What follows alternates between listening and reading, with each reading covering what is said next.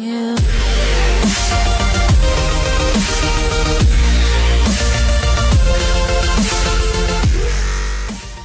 Okay folks, welcome back. This is your old pal Hondo doing another fishing reel review video on an original 1960s 11. They also made these in a 22 as well. Now, interesting fact about the original 11s from the 60s. This is a design that virtually hasn't changed since 1948, and which was the first concept design of the spincast fishing reel ever made, which was the 0 Hour Bomb before it became ZEBCO later on when they allocated and bought out Langley later on. Now this is the 11. They also made this in a 22 in 1948, which was the very first ZEBCO fishing reel ever made, it was the 0 Hour Bomb company. Now, interesting thing about these reels over the later generation 1956 and early 60s ZEBCO 33 feather touches is the way you cast this reel. Now the way you would cast this reel, which was you push the button on the top and you held the line with your hand and then pull the rod into the casting position, and then you would let go of the line with your fingers. And in order to reel this line back in, you had to push in the handle and reel the reel in. Now on the back of these reels, which was basically on every 22 and 11 series of reels from 1948 to 1969, when it was last year they made them in this design, there was a little Bakelite plastic brake on the back, which would slow down the line when you were reeling in the fish. It was basically a line brake or slash drag system. It didn't have a dedicated wide range drag or an SLD drag basically on the later 33s and 808s and 606s. Basically your thumb was the drag and brake for your line. So when you hit the button, it wouldn't break the line in mid cast. It would only do it when you were reeling the line in. So, and very interesting reel. It was made out of all steel, aluminum body, steel covers, aluminum foot. You can tell this is a later model. If this was the earlier generation, this is a later generation model of the 60s. If this was an early model, it would say 0 Hour Bomb Company on the bottom of the foot of the reel, and that's how you know you got a really, really old one. And the spinner cones on them are a lot different. I'll show you why. Now, if you want to maintenance this reel, you have to take off the spinner cone by using a flathead screwdriver or a penny to take off that nut. Once you take the spinner cone directly off, underneath it is the spool. And underneath the spool, there's a screw right on top of the spool. You have to unscrew it and pull the spool straight off the reel in order to get it to maintenance it. Once you do that, as you can see, this is much reminiscent to like a 202, where it has a grooved spinner cone. The earlier 1940s models over these 60s models of 11s and 22s had a small hole right here and a flat type of groove pickup pin system, which wasn't really a pickup pin. It was just a groove that was very reminiscent like that. It's basically like a lot of the early 202s and later generation 202s and 404s, and that's how you get the top cover off. Once you take that off, you can clean the spool and some WD-40 and take a toothbrush to it, and then put the spool back in, put the screw in, and then put the spinner cone back on, and then put the bolt back on top of it and tighten it up. Now this is now if you want to take that back plate off of the reel, you have to twist it off, and it exposes the gears. It also has a bait runner switch, which clicks and makes a clicking noise. So whenever you let the fish take the bait, it makes a click, click, click, click, click noise that runs on the back of the pinion gear. In order to take that Bakelite ball off of the reel, you have to pull it straight off, which will finally expose the gears of the reel so you can maintenance it. Now, in order to take these gears out of this reel, you have to take off the You have to take off the handle crank nut, take off the handle crank, and right here you'll see a washer and a C-clamp.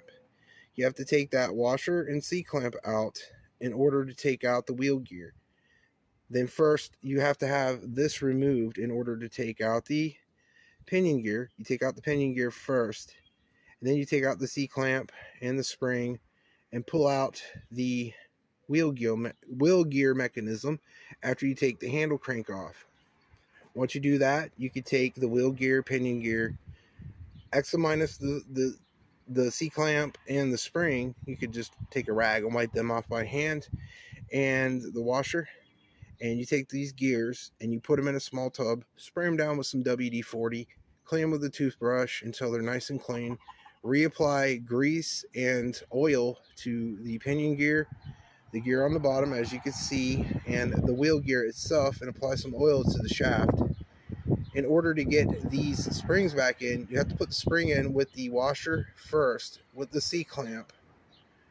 You have to put that spring in first, and then you slide the wheel gear in there, and then you hold down the spring as far as it'll go down to put the C-clamp over the washer and spring once you put it through. And it's really tricky.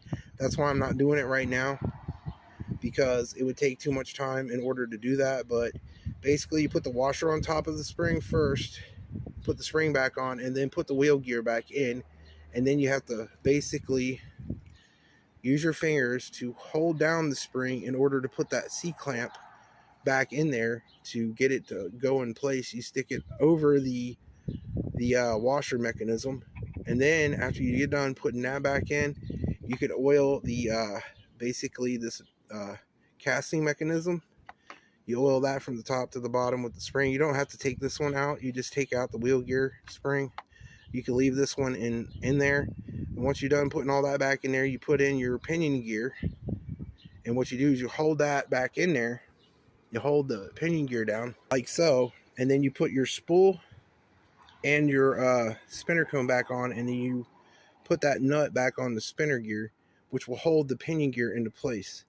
Once that's done, you could basically move it around. It ain't going nowhere. And then you could put on the Bakelite. Then you could put on the Bakelite ball. Then you can put on the Bakelite ball after you get done putting all that stuff back in it. You put on the Bakelite ball. You want to put the top of, you want to put the rear plate back on it. Put it on there like that. You want to make sure those little notches line up with the cover notches on the body. And you can basically twist it back. Once you twist that back on, you can put the front cover back on. Make sure you line up the holes, line up the notches on there. Notch right here. My thumb is a notch right here, and on the other side, right here is a notch. Once you get that on there, it'll basically, you can twist it on there. Once you twist it on there, you're done maintaining your reel. I just wanted to show you all one of the very first styles of spincast reels ever made. This was before anything Shakespeare was putting out, or Abu-Matic, or Daiwa, or Ted Williams, or Martin, or Johnson was ever putting out. This was the very first ZEBCO reel ever made. Not the 33, but the 11 and 12.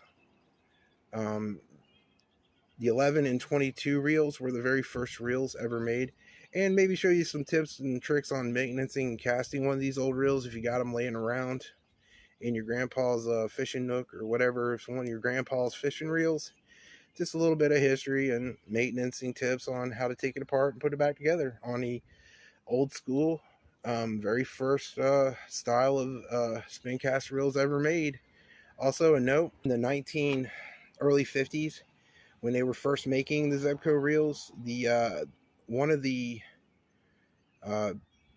company's shareholders was friends with President Dwight D. Eisenhower, and they sent him a 0-hour bomb 11 and 22 in the mail in the box, and the Secret Service got panicky thinking it was a real bomb and somebody was trying to assassinate President Dwight D. Eisenhower in the early 50s, and it sent the White House into panic. And then later on, when they opened up the box and the bomb squad came in, they basically saw it was a fishing reel, and President Eisenhower used these on a regular basis when he went fishing. He loved them. All right, folks, this has been your old pal Hondo on some early history on the very first style of ZEBCO 11s and 22s ever made. This is the very first design of a spin cast reel ever made. If y'all like this video, please hit the like, share, and subscribe on this video. And tell me what you think. Leave me a comment. And this has been your old pal Hondo from Hillbilly Tactical. You put God first. He puts you first every time. And you know what else, YouTube? God loves you. So does Hondo. Peace out, YouTube. Can anybody out there hear me? Hear me?